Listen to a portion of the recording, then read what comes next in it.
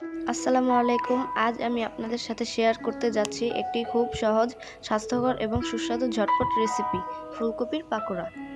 এটা ছোট বড় সবারই প্রিয়। তাহলে দেরি না করে চলুন শুরু করা যাক।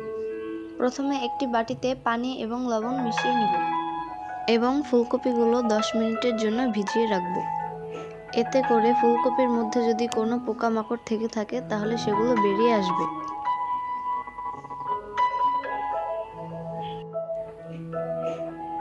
ভিডিওতে যেভাবে দেখানো হচ্ছে ঠিক সেভাবেই আমরা 10 মিনিটের জন্য ভিজিয়ে রাখব। 10 মিনিট পর পানিগুলো ভালোভাবে ছেঁকে নিয়ে এতে উপকরণগুলো মিশিয়ে নিব।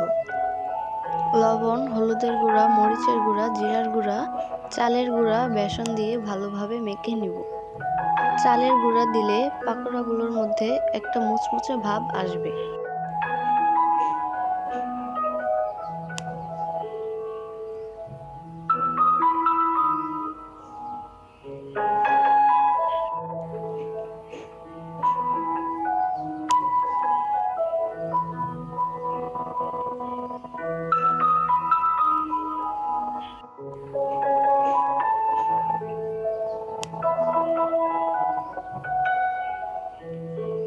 এতে সামান্য পানিও যোগ করব যেন মাখা মাখা হয়।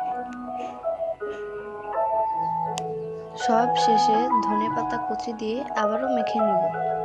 এর ফলে পাকোড়ার ফ্লেভারটা খুব সুন্দর আসবে। ভালোভাবে দেখে নিন, ঠিক এরকম করে মেখে নিতে হবে।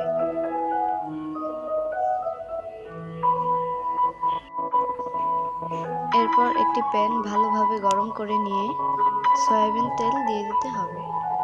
তেলটা একটু বেশি দিতে হবে, কারণ অল্প তেলে ভাজলে পাকোড়াগুলো মুচমুচে হবে না।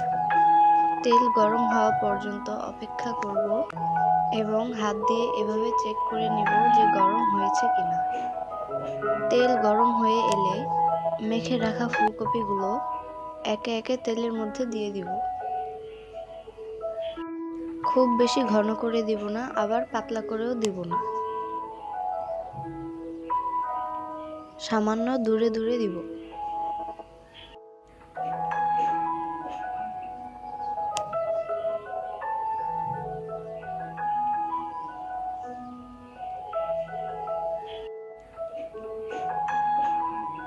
দেখতেই পাচ্ছেন কিভাবে সাজিয়ে দিয়েছি।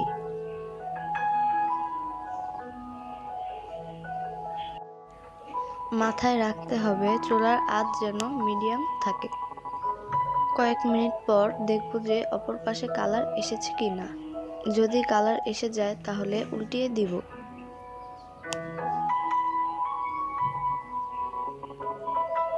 দেখতেই পাচ্ছেন কিরকম কালার এসেছে।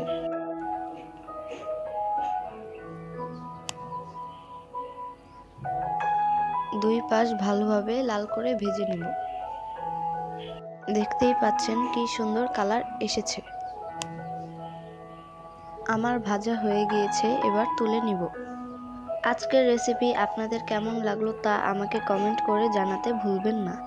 ভিডিওটা যদি ভালো লেগে থাকে তাহলে অবশ্যই লাইক, শেয়ার এবং আমার চ্যানেলটি সাবস্ক্রাইব করে রাখুন নতুন নতুন রেসিপি পেতে। আগামী ভিডিওতে আবার দেখা হবে। আল্লাহ হাফেজ।